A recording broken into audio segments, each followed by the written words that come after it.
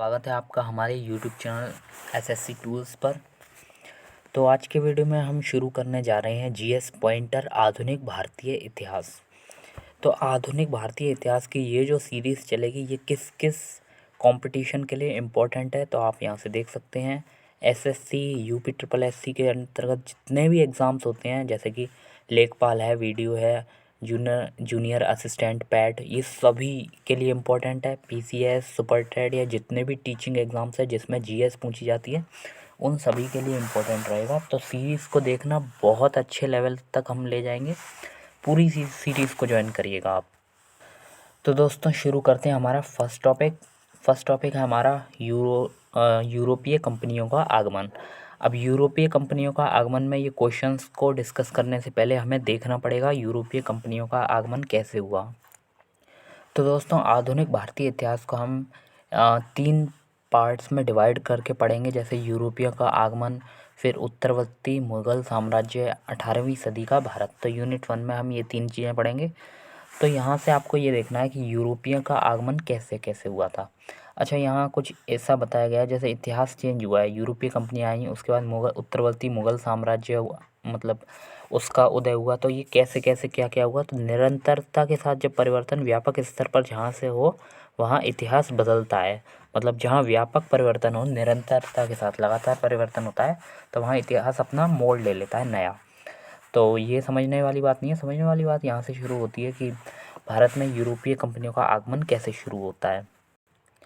तो यहाँ से हम देख सकते हैं कि यूरोपीय कंपनियों का आगमन जो है वो इस तरह शुरू होता है। जैसे आपको सबसे पहले तो लोकेशन पता होनी चाहिए। तो लोकेशन के लिए अगर आप ज्योग्राफी की क्लास देख रहे हैं तो आपको कोई प्रॉब्लम होगी नहीं, और अगर नहीं देख रहे हैं तो आप वो सीरीज़ और देखना शुरू कर दीजिए, उससे आपको बहुत ज़्यादा लाभ मिलेगा। तो यहाँ हम डिस्कस करते हैं, जैसे कि आपने देखा ये नॉर्थ अमेरिका, ये साउथ अमेरिका, ये कॉन्टिनेंट्स है सारे महाद्वीप।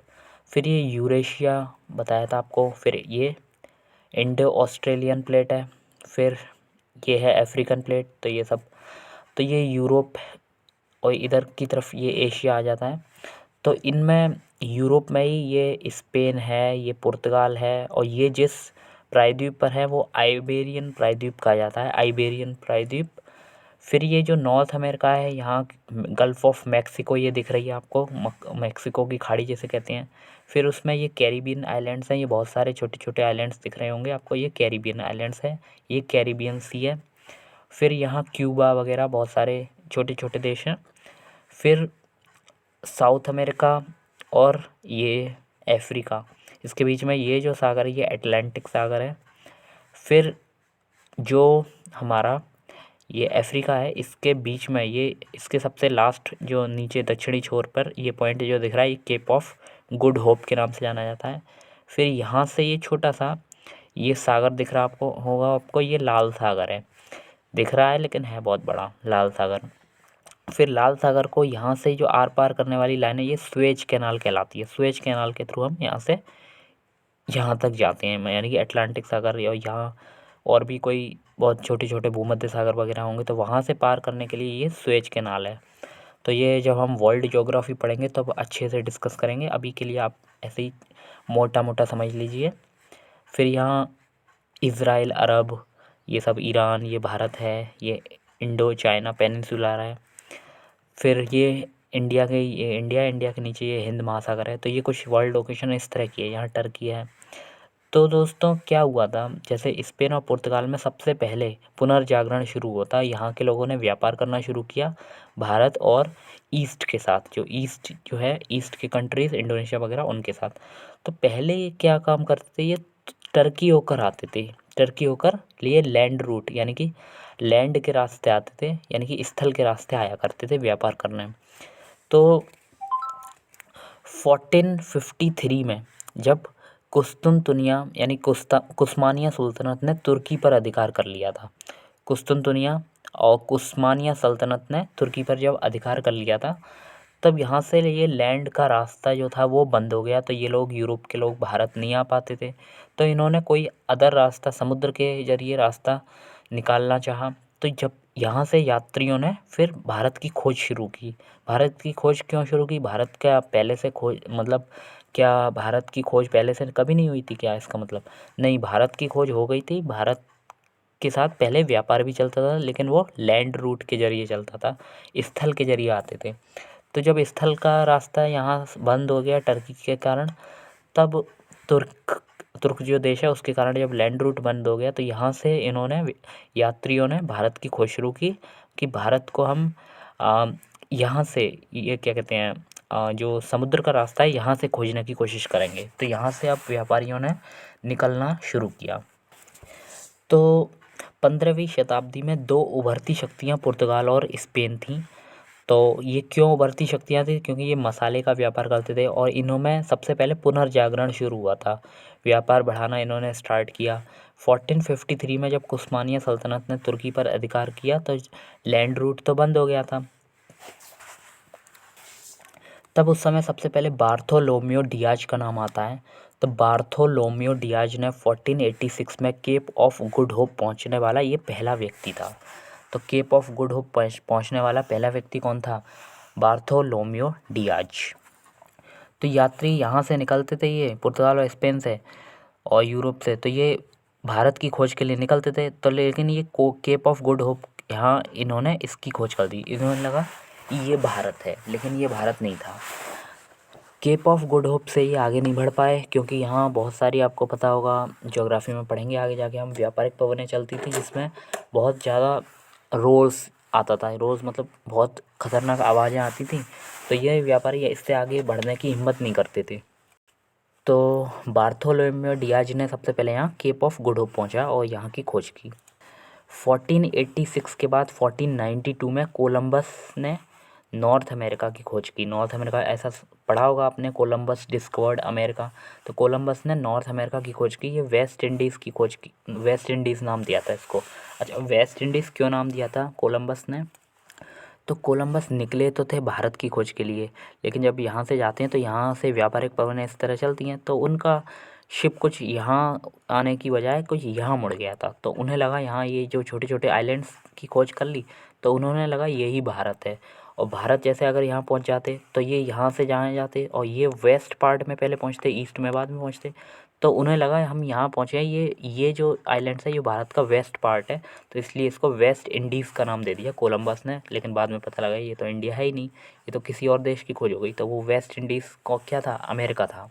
तो अमेरिका का वेस्ट पार्ट था वेस्ट इंडीज़, सॉरी अमेरिका का ईस्ट पार्ट। जैसे ये अमेरिका है, अमेरिका के ये यहाँ वेस्ट इंडीज़ था, क्योंकि ये निकला तो यहाँ जाने के लिए था, लेकिन व्यापारिक पवनों की वजह से यहाँ मुड़ गया था। फिर लास्ट में 1492 के बाद 1498 में वास्को डी गामा निकला भारत की खोज के लिए और ये सफल हुआ। तो भारत पहुंचने वाला पहला कालीकट पहुंचा था, ये पहला व्यक्ति था, पहला यात्री वास्को डी गामा 1498 में भारत पहुंचा था, कालीकट तट पर पहुंचा था और राजा जेमोरिन ने इसका स्वागत किया था, राजा जेमोरिन ने। तो और इसकी मदद किसने की थी? गुजराती एक व्यापारी था अब्दुल मजीद। तो अब्दुल मजीद की सहायता से ये पहुंचा था कालीकट। तो ये कालीकट कहाँ है? केरल पर है। अब जो कंपनियां आई थी उनका क्रम पूछ लेते हैं। तो सबसे पहले क्या आए थे? तो आपको ट्रिक याद रखनी है, PDBDF। तो PDBDF, पी से पुर्तगाली आए थे सबसे पहले, फिर डी से डच आए थे। डच जो थे वो हॉलैंड और नीदरलैंड के निवासी थे। फिर PDB, बी से ब्रिटिश आए थे, डी से डेनिश, डेनमार्क के निवासी थे, एफ से फ्रेंच, लास्ट में स्वीडिश। तो PDBDF करके याद रखना है, PDBDF। पी से पुर्तगाली, डी से डच, बी से ब्रिटिश, डी से डेनिश, एफ से फ्रेंच, लास्ट में स्वीडिश आए थे। तो ये यात्रियों का क्रम है। तो हम देखेंगे सबसे पहले पुर्तगाली आए थे। तो पुर्तगालियों के आगमन कैसे कैसे हुआ था? तो आपको ये पता है वास्को डी गामा ने 1498 में भारत की खोज की थी। उसके बाद एस्टाडो द इंडिया एक कंपनी थी पुर्तगाल की, जो सरकारी कंपनी थी, तो वो भारत के साथ व्यापार करने सबसे पहले निकली थी। तो एस्टाडो द कंपनी, तो ये पूछ लेते हैं पुर्तगाल की कौन सी कंपनी आई थी भारत से व्यापार करने? तो वो थी एस्टाडो द इंडिया। तो पुर्तगाल की ये सरकारी कंपनी थी। कोच्चि में इसने अपना हेडक्वार्टर बनाया था। कोच्चि कहाँ है? केरल में। पहली कंपनी थी यहाँ, कोच्चि में स्थापित की गई थी। कालीकट में खुली थी पहले, लेकिन बाद में बंद भी हो गई थी। पहला गवर्नर कौन सा था एस्टाडो द इंडिया कंपनी का? तो एस्टाडो द इंडिया कंपनी का पहला गवर्नर फ्रांसिस्को डी अल्मेडा था, जिसको आज के ज़माने में CEO कह सकते हैं, पहले गवर्नर कहते थे होंगे कंपनी का। तो एस्टाडो द इंडिया कंपनी का पहला गवर्नर फ्रांसिस्को डी अल्मेडा 1505 से 1509 तक रहा था। ब्लू वाटर पॉलिसी क्या थी, यानी कि नीले जल की नीति ये थी कि हिंद महासागर पर सामरिक नियंत्रण स्थापित करने के लिए पुर्तगाली कंपनी द्वारा भारत में पश्चिमी तट पर अधिक तटीय क्षेत्र में अधिक से अधिक किले बनाए ताकि बेहतर नियंत्रण स्थापित किया जा सके। तो पुर्तगाली क्या करते थे, सबसे पहले आए थे तो ये जैसे ये भारत है, ये भारत है और भारत के नीचे ये हिंद महासागर है। तो हिंद महासागर पर सामरिक नियंत्रण स्थापित करने के लिए पुर्तगाली कंपनी क्या काम करते हैं, पुर्तगाली कंपनी द्वारा भारत में पश्चिमी तट पर, ये पश्चिमी तट है भारत का, तो यहाँ पश्चिमी तट पर क्या बनाए थे, अधिक से अधिक किले बनवाए थे ताकि यहाँ पर समुद्र, इसके आसपास जो समुद्र है उस पर नियंत्रण किया जा सके। तो हिंद महासागर पर ये नियंत्रण स्थापित करने के लिए इन्होंने, पुर्तगाली कंपनी ने इधर भारत के ये पश्चिमी तट पर बहुत सारे किले बना दिए और इनकी नौसेना भी बहुत अच्छी थी। और नौसेना केवल पुर्तगाल के पास थी उस समय ये हिंद महासागर पर। तो जो सामुद्रिक नियंत्रण स्थापित करने के लिए जो किले बनवाए वही ब्लू वाटर पॉलिसी कहलाती है। तो किलो क्यों बनवाए तो वो भी आपको आगे समझ में आएगा, क्योंकि यहाँ से जो भी निकलेंगे उनसे आप ये टैक्स वसूलेंगे जिसे कार्च अरमेडा कहा जाएगा, वो आगे हम पढ़ने वाले हैं अभी। फिर दूसरा जो गवर्नर था अल्फांसो डी अल्बुकर्क था। तो अल्बुकर्क आपको याद रखना है, ये 1509 से 1515 में आया था। ये नेक्स्ट CEO कह सकते हैं हम इसको, एस्टाडो द इंडिया कंपनी का। तो भारत में पुर्तगाली कंपनी का वास्तविक संस्थापक हम अल्बुकर्क को ही कहते हैं। तो पहला जो था इससे पीछे वाला फ्रांसिस्को डी अल्मेडा, तो उसका ज़्यादा काम नहीं है। अल्बुकर्क जो था वो वास्तविक संस्थापक था पुर्तगाली कंपनी का। पुर्तगालियों को भारतीय महिलाओं से शादी करने के लिए इसने प्रेरित किया। हारमूज और मलक्का जल संधि पर अधिकार कब्जा कर लिया था। हारमूज और मलक्का जल संधि क्या है, जैसे इंडोनेशिया मलेशिया इधर है और इनके बीच में जो जल संधि है वो मलक्का जल संधि है। ये चाइना और इंडिया पेनिनसुला है और ये इंडोनेशिया मलेशिया है। तो इनके बीच में जो जल संधि जा रही है ये मलक्का जल संधि है। तो ये बाद में हम अच्छे से देखेंगे ज्योग्राफी में, अभी के लिए आप मोटे मोटे तौर पर समझ लीजिए। जैसे ये ईरान है, ये अरब और ओमान है, तो इसके बीच में जो जल संधि है वो हारमूज की जल संधि है। तो इन दोनों पर अधिकार किसने कर लिया था, पुर्तगालियों ने अल्बुकर्क के समय। 1510 में गोवा पर नियंत्रण इसने स्थापित किया, 1510 से फिर 1961 तक गोवा पुर्तगालियों के पास ही रहा था। तो आगे चलते हैं अब नेक्स्ट। अब पुर्तगालियों के बारे में कुछ जानने वाली बातें ये हैं, जैसे 1503 में इसने कोच्चि के अंदर अपनी पहली फैक्ट्री काली मिर्च के व्यापार के लिए स्थापित की थी। अब पुर्तगालियों की देन क्या क्या है, तो प्रिंटिंग प्रेस जो आज देखते हो वो सबसे पहले गोवा में 1556 में पुर्तगालियों की ही देन है। गोथिक स्थापत्य, ये आर्किटेक्ट की एक टेक्निक है। आर्किटेक्ट मतलब भवन निर्माण की एक कला है गोथिक, तो ये पुर्तगालियों की देन है गोथिक स्थापत्य। जहाज निर्माण की तकनीक भी पुर्तगालियों की देन है। अफीम की खेती और इनका हेडक्वार्टर क्या था, कोच्चि में था इनका हेडक्वार्टर, बाद में गोवा बना था 1530 के आसपास, जब गवर्नर नीनो बी कुन्हा आया था उसके समय बना था गोवा हेडक्वार्टर, लेकिन पहला जो है हेडक्वार्टर वो कोच्चि रहा था। कार्च अरमेडा क्या था, अब ये समझ में ज़रूरी है। कार्च अरमेडा पूछ लेते हैं ये किससे संबंधित है, तो ये पुर्तगालियों से संबंधित है। तो ये लास्ट में देखेंगे। पतन का कारण क्या बना, तो पुर्तगालियों के भारत में पतन के कारण ये थे, सरकारी कंपनी थी तो सरकार का ज़्यादा नियंत्रण या हस्तक्षेप होता था। नया विकल्प मिलना कि जैसे भारत के साथ ये व्यापार करने आई थी कंपनियां, तो इसको अब ब्राज़ील भी मिल गया था, ब्राज़ील जैसा उपनिवेश मिल गया, तो भारत पर इसका इंटरेस्ट कम हो गया। फिर ईसाई मिशनरियों का भूमिका, ईसाई मिशनरियों से भारत का जो परंपरागत समाज है वो नाराज़ हो गया, क्योंकि ईसाई धर्म परिवर्तित कर रहे थे और इंग्लिश एजुकेशन दे रहे थे। भारत का परंपरागत स्टडी, जो परंपरागत शिक्षा है उसको हटाकर अपनी शिक्षा ला रहे थे, तो इसकी वजह से भारत का जो परंपरागत समाज है वो नाराज़ होगा, और जहाँ का परंपरागत समाज नाराज़ हो गया वहाँ तुम तरक्की नहीं कर सकते, ये बात निश्चित है। कार्च अरमेडा की पद्धति से दुश्मन पैदा हो गए थे। अब ये कार्च अरमेडा हम पढ़ रहे हैं, ये है क्या, तो पुर्तगालियों ने क्या काम किया था, जैसे ब्लू वाटर पॉलिसी के तहत अभी आपको बताया था, जैसे ये भारत है तो भारत के पश्चिमी तट पर बहुत सारे किले बनवा लिए ताकि जो हिंद महासागर यहाँ था उस पर समुद्रिक नियंत्रण स्थापित किया जा सके। तो इसमें क्या काम किया था पुर्तगालियों ने, ब्लू वाटर पॉलिसी के तहत हिंद महासागर पर नियंत्रण रखा और वहाँ से विभिन्न जहाज़ों, मतलब विभिन्न देश के जो भी व्यापारी आते थे तो उनसे शुल्क वसूला जाता था, जिसे कार्च अरमेडा कहा जाता था। अब जाहिर सी बात है, तुम्हारी भूमि तो है नहीं, तुम पहले व्यापार करने आ गए तो तुमने यहाँ किले बनवा दिए। अब यहाँ से जो भी निकलेगा तो तुम उससे कर वसूलोगे, तो जाहिर सी बात है जो भी देश आएगा तो वो तुम्हारा दुश्मन बनेगा, क्योंकि कर क्यों वसूल रहे हो तुम बेकार में। फिर तो ये कार्च अरमेडा की पद्धति कही जाती थी, और ईस्ट इंडिया कंपनी जैसी शक्तिशाली कंपनी से इसकी कंपटीशन यानी कि प्रतिद्वंद्विता हो गई थी, तो इस वजह से ये सफल नहीं हो पाई भारत में। दूसरी जो कंपनी है वो है अंग्रेज या ब्रिटिश आए सेकंड नंबर पर। तो इसका कहानी कुछ ऐसी है। राष्ट्राध्यक्ष इसकी ब्रिटिश महारानी होती थी। सपोज़ ये ब्रिटिश है, ब्रिटिश में एक प्राइवेट कंपनी थी, प्राइवेट कंपनी मर्चेंट एडवेंचर्स। तो मर्चेंट एडवेंचर्स की एक सब्सिडी कंपनी थी ईस्ट इंडिया कंपनी, जो 1599 में स्थापित हुई थी ईस्ट इंडिया कंपनी। जैसे कि आप देख सकते हैं, जैसे टाटा जो है वो तो अपनी कंपनी है टाटा कोई, और टाटा के अंदर बहुत सारी, जैसे टाटा कंसल्टेंसी है, टाटा और भी बहुत सारी टाटा सन्स, जाने कौन कौन सी कंपनी आती हैं, तो वो इसकी सब्सिडी कंपनी होती हैं। तो ऐसे ही मर्चेंट एडवेंचर्स कंपनी तो प्राइवेट कंपनी ब्रिटिश की थी, और मर्चेंट एडवेंचर्स की ही सब्सिडी कंपनी थी ईस्ट इंडिया कंपनी, जिसकी स्थापना 1599 में हुई थी। तो ईस्ट इंडिया कंपनी का कहते हैं कि जो ब्रिटिश महारानी है इसमें इसका एक शेयर था इसमें, तो ब्रिटिश महारानी का शेयर था ईस्ट इंडिया कंपनी में, तो जाहिर सी बात है ये इसको वरीयता देंगे ईस्ट इंडिया कंपनी को।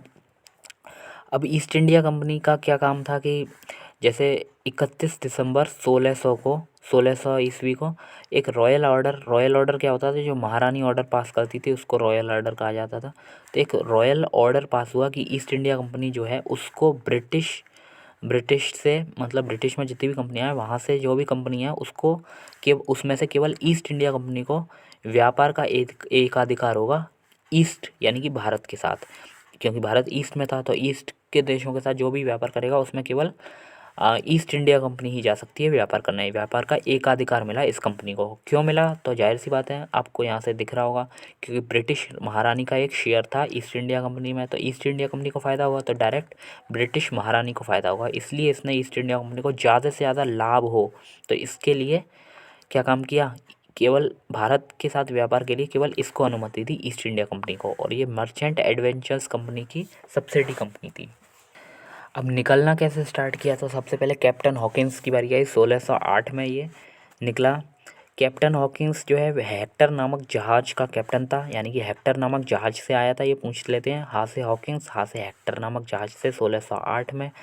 दूत किसका था, ये तो जेम्स फर्स्ट, ब्रिटिश राजा यानी कि महारानी का जो पति होता था उसको ब्रिटिश राजा कहते थे, तो इस जेम्स फर्स्ट उस समय ब्रिटिश राजा था, तो उसका दूत था। जहांगीर के समय भारत आया था। फारसी भाषा का ये विशेषज्ञ था, कौन, हॉकिंस। सूरत में फैक्ट्री खोलने की इजाज़त मिली थी जहांगीर से, इसे 1608 में अनुमति इसने ले ली थी। आगे, लेकिन अंग्रेज़ों की पहली फैक्ट्री मसूलीपट्टनम में बनी 1611 में। वो अलग बात है कि सूरत में खोलने की इजाज़त ले ली थी इसने जहांगीर से, और लास्ट में जो दक्षिण में मसूलीपट्टनम में इसकी पहली फैक्ट्री खुली। ईस्ट इंडिया कंपनी को 1600 से 1813 तक एकाधिकार रहा था कि ब्रिटिश से और कोई कंपनी नहीं आएगी ईस्ट इंडिया कंपनी के अलावा भारत के साथ व्यापार करने के लिए। 1608 में कैप्टन हॉकिंस आया था। फिर ब्रिटिश से ही 1611 में मिडिल्टन आया था। 1615 में सर थॉमस रो आया था, मिडिल्टन बीच में आया था, मिडिल्टन 15 में फिर थॉमस रो आया था। थॉमस रो के बारे में जानने वाली बात यह है कि ये भी जेम्स फर्स्ट का दूत था। फ़ारसी भाषा का ज्ञान था। अच्छा, फ़ारसी भाषा का ज्ञान होता था, उसी को क्यों भेजते थे यहाँ, क्योंकि उस समय मुग़लों की दरबारी भाषा आपको पता है फ़ारसी भाषा थी, तो इसके लिए उन व्यापारियों को या उन यात्रियों को ही भेजा जाता था जो फ़ारसी भाषा के विशेषज्ञ होते थे। तो उसके बाद मिडिल्टन के बाद आपको यहाँ से दिख रहा होगा सर थॉमस रो का आने का यही कारण था, क्योंकि ये फ़ारसी भाषा का विशेषज्ञ भी था। मुग़ल साम्राज्य के लगभग सभी भागों में ईस्ट इंडिया कंपनी की फैक्ट्री खोलने की अनुमति प्राप्त करने में सफल रहा था ये। तो मुग़ल साम्राज्य उस समय लगभग पूरा भारत ही मान लो आप एक तरह से, तो सभी जगह फैक्ट्री खोलने की अनुमति इसने प्राप्त की थी। किसने, थॉमस रो ने। उसके बाद ईस्ट इंडिया कंपनी के व्यापारिक केंद्र देख लेते हैं हम कौन कौन से रहे हैं। तो यहाँ से ये ईस्ट इंडिया कंपनी के व्यापारिक केंद्र सबसे पहले सूरत में 1608 में फैक्ट्री खुली, क्या अनुमति मिल गई थी। मसूलीपट्टनम में 1611 में खुली थी फैक्ट्री। फिर उसके बाद 1633 में बालासोर उड़ीसा में, ये उड़ीसा की जगह बालासोर यहाँ खुली तीसरे नंबर पर। फिर चौथे पे आप यहाँ से देख सकते हैं 1639 में मद्रास में ईस्ट इंडिया कंपनी खुली। तो क्रम आपको याद नहीं रखना, बस एक मोटा मोटा आइडिया लेना है कि सूरत में 1608 में, फिर मसूलीपट्टनम में 11 में खुली, 1633 में बालासोर उड़ीसा में खुली थी इस जगह, फिर मद्रास में खुली थी 1639 में मद्रास में ईस्ट इंडिया कंपनी खुली। और यहाँ जो मद्रास में बना किला है इसका नाम क्या था, फोर्ट विलियम्स, आपको यहाँ से दिख रहा होगा। इसमें बने किले का नाम फोर्ट सेंट जॉर्ज था, सॉरी विलियम्स नहीं, Fort Saint George. Fort Williams तो ऊपर आएगा कलकत्ता में। तो फोर्ट सेंट जॉर्ज जहाँ यहाँ जो ईस्ट इंडिया कंपनी ने मद्रास में अपना किला बनवाया था उसका नाम फोर्ट सेंट जॉर्ज था। तो मद्रास में 1639 में। उसके बाद आगे चलते हैं। उसके बाद 1651 में, यहाँ से दिख रहा होगा आपको, 1651 में हुगली में इन्होंने अपनी फैक्ट्री खोली। फिर हुगली के बराबर में यहाँ 3 गांव थे, सुतानाटी, कालीकाता और गोविंदपुरी। यहाँ इन तीनों गांवों को मिलाकर, सुतानाटी, कालीकाता और गोविंदपुरी, ये तीनों गांव कहाँ थे, कलकत्ता में थे। और इन तीनों को मिलाकर यहाँ जो किला बनाया था उसका नाम फोर्ट विलियम्स था। यहाँ फैक्ट्री खुली तो 3 गाँव को मिलाकर खुली थी और ये 1698 में खुली थी। हुगली के ठीक बराबर में ये सुतानाटी, कालीकाता, गोविंदपुरी, कलकत्ता में फोर्ट विलियम्स किला बनाया था इन्होंने। और ये कब की बात है, 1698 की बात है। तो ये क्रम है, कुछ याद रखना है आपको। फिर बॉम्बे में 1664 में, अब क्या हुआ था कि ब्रिटिश राजकुमार की शादी पुर्तगाली राजकुमारी कैथरीन से कर दी थी। तो पुर्तगालियों ने दहेज में ब्रिटिश राजकुमार को बॉम्बे दे दिया था 1664 में, दहेज में मिला था। ब्रिटिश सरकार ने 1668 में ईस्ट इंडिया कंपनी को फिर 10 पाउंड रेंट देना शुरू कर दिया पुर्तगालियों को कि बॉम्बे दहेज में मिला है तो लाओ कुछ रेंट ही देते हैं। 10 तक क्या होता था तो ये भी देख लो। मुग़ल, उस समय मुग़ल बादशाह फ़र्रुखसियर ने 1717 में ईस्ट इंडिया कंपनी को मुक्त व्यापार के लिए आदेश जारी किया था। पहले ऐसा होता था कि आदेश लेना पड़ता था कि यहाँ फैक्ट्री खोलें वहाँ पे खोलें, तो अनुमति लेनी पड़ती थी। अभी क्या था कि फ़र्रुखसियर ने 1717 में ईस्ट इंडिया कंपनी को ये अनुमति दे दी कि मुक्त व्यापार कहीं भी कर सकते हो आप 3000 रुपये पर साल देकर। और इसको ईस्ट इंडिया कंपनी का मैग्ना कार्टा कहा जाता है। मैग्ना कार्टा मतलब मज़े आ गए एक तरह से ईस्ट इंडिया कंपनी के अब तो। अब चलते हैं डच के ऊपर। तो डच क्या थे, हॉलैंड और नीदरलैंड के निवासी थे। 1595 में एक डच यात्री आया था जिसका नाम कार्नेलिस डी हाउटमैन था। तो हाउटमैन आपको याद रखना है। तो हाउटमैन डा से डच आए थे और इनसे जो यात्री आया था 1595 में वो हाउटमैन आया था। 1602 में डच संसद ने ईस्ट इंडिया कंपनी स्थापित की। ईस्ट इंडिया कंपनी जो डच से आई थी वो डच की सरकारी कंपनी थी और इसका नाम था, डच की जो कंपनी का रियल नेम था वो यूनाइटेड ईस्ट इंडिया कंपनी था। यूनाइटेड ईस्ट इंडिया कंपनी कहाँ की थी, तो वो डच की। पूछ सकते हैं डच की जो ईस्ट इंडिया कंपनी थी या डच की जो कंपनी भारत आई थी व्यापार करने, उसका नाम क्या था, यूनाइटेड ईस्ट इंडिया कंपनी थी। तो डचों का मुख्य रुचि कहाँ थी, भारत में ना छोड़कर वो इंडोनेशिया में ज़्यादा रुचि थी उनकी। डच की भारत में पहली फैक्ट्री खुली थी 1605 में मसूलीपट्टनम में। डचों का हेडक्वार्टर नागपट्टनम और डच मुख्य निर्यात पर बल दिया था, सूती वस्त्र के निर्यात पर बल दिया था। और पूर्वी तट पर ज़्यादा ध्यान था बस इनका डचों का। और डच का मुख्य निर्यात पर बल दिया सूती वस्त्र के निर्यात पर ये ज़्यादा बल देते थे, मसालों पर इतना नहीं देते थे। इंडोनेशिया पर ज़्यादा रुचि थी इनकी भारत को छोड़कर। और पहली फैक्ट्री डचों की मसूलीपट्टनम में खुली थी और इनका हेडक्वार्टर नागपट्टनम था। एक इम्पॉर्टेंट चीज़, डच और ईस्ट इंडिया कंपनी जो ब्रिटिश की थी, ईस्ट इंडिया कंपनी और डच, इनके बीच बेदारा का युद्ध हुआ था 1759 में। इसमें अंग्रेज ने डच को फिर सीमित कर दिया बाद में। 1759 में एक युद्ध हुआ था, बेदारा का युद्ध। इसके बाद हम पढ़ेंगे फ्रेंच के बारे में। तो फ्रेंच राजा लुई 14 के समय उसका एक मंत्री था कोलवर्ट। इसने 1664 में एक कंपनी स्थापित की थी। फ्रेंच ईस्ट इंडिया कंपनी का रियल नेम जो था वो इंड से ओरिएंटलेस कंपनी था। यहाँ से देख सकते हैं इंड से ओरिएंटलेस कंपनी कहाँ की थी, फ्रेंच की। तो ये पूछ सकते हैं अक्सर कि फ्रेंच से जो भारत में व्यापार करने जो कंपनी आई थी उसका रियल नेम क्या था, इंड से ओरिएंटलेस कंपनी, सरकारी कंपनी थी ये भी। और 1664 में कोलवर्ट आया था मंत्री भारत में। तो यहाँ से देख लेते हैं स्थापना कब हुई थी इसकी, 1664 में। फर्स्ट फैक्ट्री जो भारत में खुली थी, जो यहाँ वो इंड से ओरिएंटलेस कंपनी कहाँ की है, फ्रेंच की। इसकी स्थापना 1664 में हुई थी। तो ये भारत में इसने अपनी पहली फैक्ट्री 1668 में कहाँ खोली, सूरत में। डचों ने कहाँ खोली थी, मसूलीपट्टनम में। लेकिन फ्रेंच ने अपनी पहली फैक्ट्री भारत में आके सूरत में खोली थी। दूसरी फैक्ट्री फिर 1669 में मसूलीपट्टनम में खोली थी। फ्रेंच कंपनी का मुख्यालय पौंडीचेरी या पुदुचेरी था, 1673 में बना था। फोर्ट लुई के समय बना था। यहाँ बने किले का नाम क्या था, फोर्ट लुई। अब लुई क्यों था, क्योंकि यहाँ के जो राजा थे लुई 14 के समय ये कोलवर्ट आया था, तो इसलिए यहाँ बने किले का नाम, पौंडीचेरी में जो किला बना था उसका नाम भी फोर्ट लुई था। फ्रेंच कंपनी का वास्तविक संस्थापक हम डुप्ले को मानते हैं। और कर्नाटक युद्ध क्या था, तो फ्रेंच और British company, east India company के बीच जो युद्ध हुआ था उसको कर्नाटक युद्ध के नाम से जाना जाता है। अब आगे चलते हैं। लास्ट, मध्यकालीन भारत का सबसे बड़ा व्यापारिक केंद्र सूरत था। तो आप देख ही रहे होंगे, ब्रिटिश ने अपनी पहली फैक्ट्री खोलने की अनुमति भी सूरत में ली। फिर यहाँ अगर फ्रेंच की बात करें तो इन्होंने भी अपनी पहली फैक्ट्री सूरत में खोली थी। फिर ज़्यादातर जो बाहर से व्यापारी आते थे या कंपनी आती थी वो सूरत में ज़्यादा ध्यान देती थी, तो ये सबसे बड़ा व्यापारिक केंद्र था इसलिए। कलकत्ता की खोज जॉब चार्नक ने की थी, बॉम्बे की खोज गेराल्ड ने की थी, ये चीज़ और ध्यान रखनी है। अब मद्रास की खोज किसने की थी ये आपको कमेंट बॉक्स में लिख के बताना होगा। कलकत्ता की खोज जॉब चार्नक, बॉम्बे की खोज गेराल्ड। अब हम क्वेश्चंस पर आ रहे हैं। बस क्वेश्चंस पर आने से पहले एक दो पॉइंट और देख लें सब कंपनियों के बारे में एक बार। पुर्तगाली जो प्रथम दुर्ग था पुर्तगालियों का, कोचीन में। कोचीन कहाँ था, कोचीन केरल में था, तो यहाँ बनाया था इन्होंने अपना पहला दुर्ग। फिर हुगली में भी फैक्ट्री लगाई थी, किसने, पुर्तगालियों ने, समुद्री लूटपाट के लिए। हुगली कहाँ था, तो कलकत्ता के पास था, बंगाल में। तो वहाँ भी फैक्ट्री क्यों लगाई थी, तो यहाँ भी जैसे पुर्तगालियों का यही है कि यहाँ जब ब्लू वाटर पॉलिसी के तहत यहाँ किले बनवाए थे तो वो भी समुद्री लूटपाट के उद्देश्य से ब्लू वाटर पॉलिसी के तहत बनाए थे। फिर जो यहाँ हुगली इस तरफ था बंगाल की तरफ, तो हुगली में भी इन्होंने अपनी फैक्ट्री किस उद्देश्य से खोली थी, तो वो भी समुद्री लूटपाट के लिए ही बनाई थी। अब पौंडीचेरी पर कब्जा करने वाली पहली यूरोपीय कंपनी कौन थी, तो पौंडीचेरी पर भी सबसे पहले कब्जा पुर्तगालियों ने किया था। हालांकि पौंडीचेरी आप देख सकते हैं किसकी राजधानी थी, तो पौंडीचेरी हेडक्वार्टर किसका था, फ्रेंच का था, लेकिन इस पर कब्जा सबसे पहले पुर्तगालियों ने किया था। कलकत्ता की खोज किसने की थी, तो ये बता ही चुके हैं, जॉब चार्नक ने। बॉम्बे की खोज गेराल्ड ने की थी।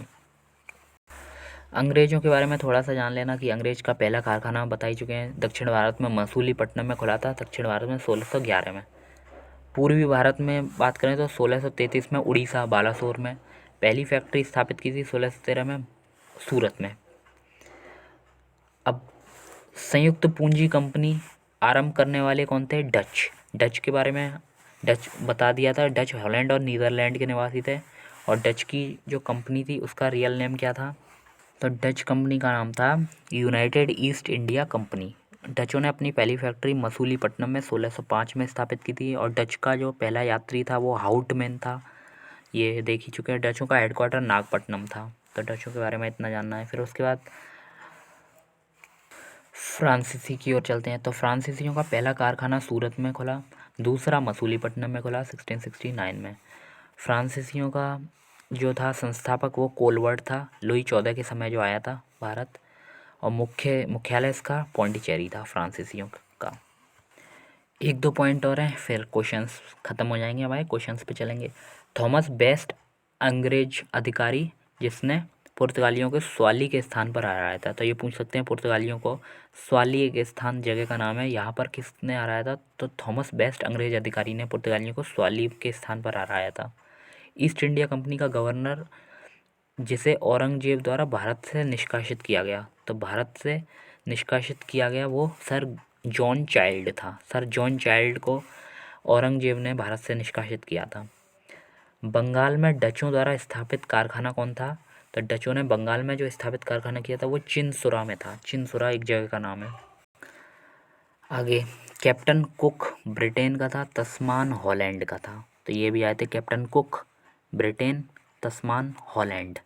तो ये अगर राइटिंग समझ में नहीं आ रही है तो क्वेश्चंस में सब कवर हो जाएगा, चिंता की कोई बात नहीं है। कर्नाटक युद्ध किस किस के बीच हुआ था, फ्रेंच और ईस्ट इंडिया कंपनी के बीच हुआ था। तो प्रथम कर्नाटक युद्ध एक्स ला चैपेल की संधि के साथ समाप्त हुआ, द्वितीय अनिर्णायक रहा और तृतीय पेरिस की संधि के साथ समाप्त हुआ। अब शुरू होते हैं क्वेश्चंस यहाँ से। तो वास्को डी गामा कालीकट तट पर पहुँचा था 1498 ईस्वी में। पुर्तगाली उपनिवेश का प्रथम वायसराय भारत में कौन था? तो भारत में पुर्तगाली उपनिवेश का प्रथम वायसराय फ्रांसिस्को डी अल्मेडा था। दूसरा अल्बुकर्क, जो असली माना जाता है वास्तविक संस्थापक। वास्को डी गामा का कालीकट में स्वागत किया था राजा जेमोरिन ने। बताइए, आपको बताया था कि वास्को डी गामा जब कालीकट पहुंचा था तो अब्दुल मजीद की सहायता से सबसे पहले पहुंचा था कालीकट तट पर, और जेमोरिन ने इसका स्वागत किया था। वास्को डी गामा पुर्तगाल का था। कोलंबस स्पेन का था, जिसने अमेरिका की खोज की थी। कोलंबस डिस्कवर्ड अमेरिका, स्पेन का था। वास्को डी गामा पुर्तगाल का था। कैप्टन कुक ब्रिटेन और तस्मान हॉलैंड, ये आपको बता ही चुके हैं। नेक्स्ट, भारत में पुर्तगाली शक्ति का वास्तविक संस्थापक अल्बुकर्क को माना जाता है। अल्बुकर्क जो पुर्तगाली शक्ति का वास्तविक संस्थापक था। पुर्तगालियों ने भारत में प्रथम दुर्ग का निर्माण कहाँ किया था? कोचीन में किया था। पुर्तगालियों ने भारत में प्रथम दुर्ग का निर्माण कोचीन, केरल में आए थे, तो यहाँ सबसे पहले दुर्ग का निर्माण किया था। ये सब क्वेश्चंस देख चुके हैं अभी थ्योरी के पार्ट में। फिर मध्यकाल में सर्वप्रथम भारत से व्यापार संबंध स्थापित करने कौन आए थे? पुर्तगाली सबसे पहले आए थे मध्यकाल से, जो व्यापार करने हैं भारत में। भारत में प्रथमतः सामुद्रिक व्यापारिक केंद्र स्थापित किया था। सामुद्रिक व्यापारिक केंद्र सबसे पहले पुर्तगालियों ने ही स्थापित किया था ब्लू वाटर पॉलिसी के तहत। तो यहाँ से अब नेक्स्ट है कि बंगाल की ये सारी जगह दी गई हैं। इन फैक्ट्रियों में से एक जो पुर्तगालियों द्वारा स्थापित की गई थी, तो पुर्तगालियों द्वारा हुगली में। और चिंसुरा में किसने स्थापित की? चिंसुरा में डचों ने स्थापित की थी। नेक्स्ट क्वेश्चन, पौंडीचेरी के संबंध में सही कथन है। पौंडीचेरी या पुदुचेरी, तो पौंडीचेरी पर कब्जा करने वाली पहली यूरोपीय कंपनी पुर्तगाली थे। तो यहाँ से हम पढ़ भी चुके थे पुर्तगाली, पौंडीचेरी।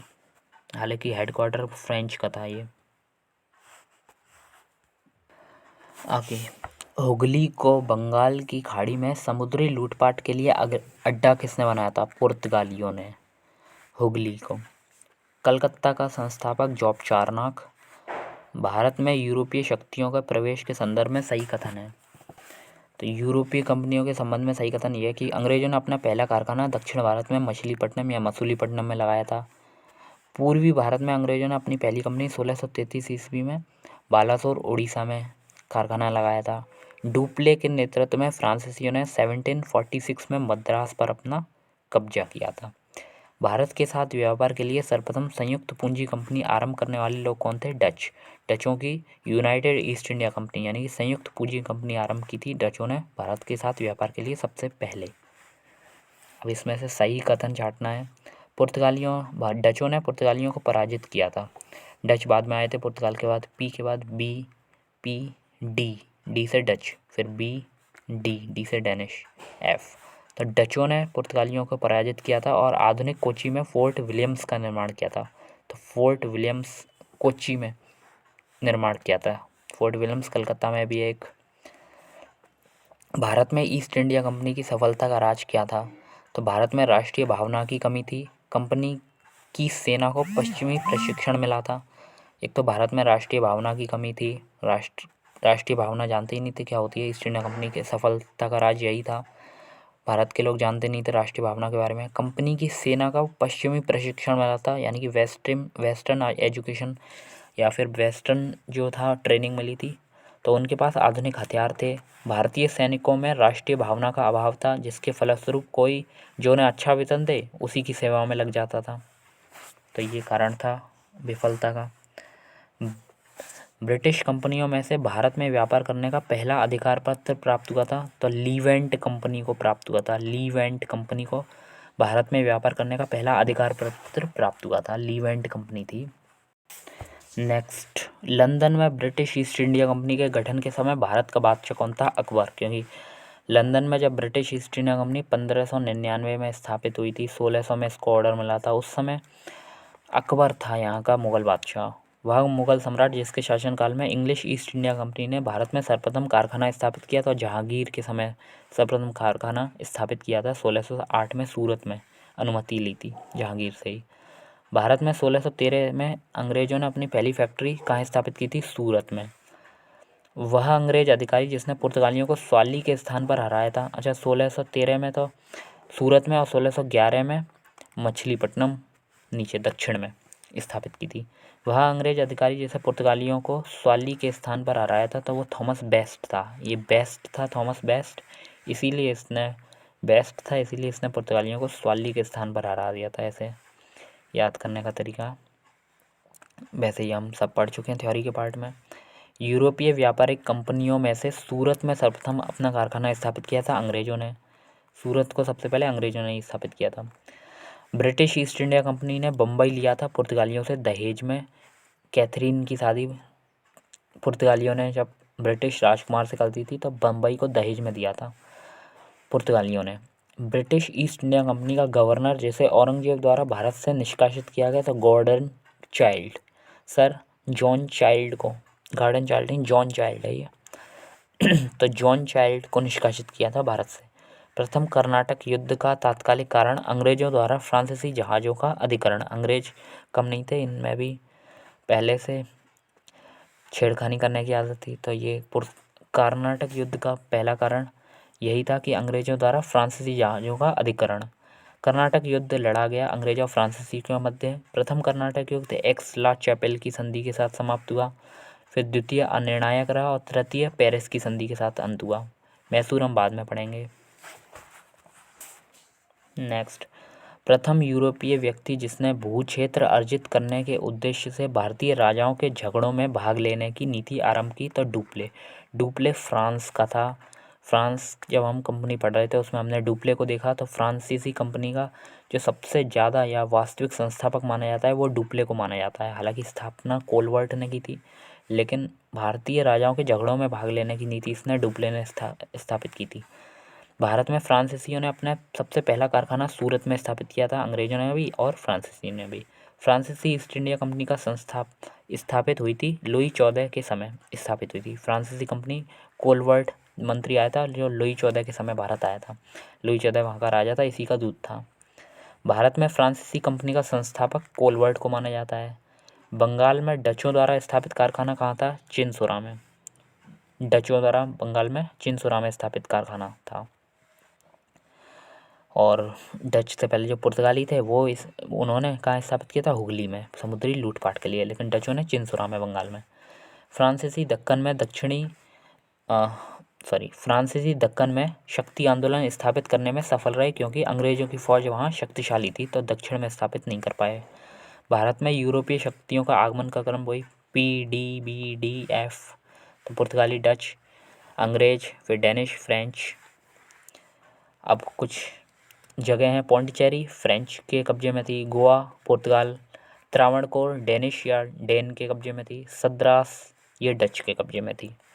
यूरोपियों में से स्वतंत्रता पूर्व भारत में व्यापार के रूप में सबसे अंत में आए, मतलब स्वतंत्रता पूर्व भारत में व्यापारी के रूप में सबसे अंत में फ्रांसीसी आए। तब फ्रांसीसी पढ़ने लेना, PDBDF। तो लास्ट में कौन आए थे? सबसे लास्ट में फ्रांसीसी। तो यहाँ सीरीज़ कंप्लीट हुई। तो फर्स्ट चैप्टर कंप्लीट हुआ। मिलते हैं नेक्स्ट वीडियो में। सीरीज़ के साथ जुड़े रहना, पूरा कोर्स आपका पूरा कंप्लीट कराया जाएगा। मिलते हैं नेक्स्ट वीडियो में, तब तक के लिए बाय, टेक केयर।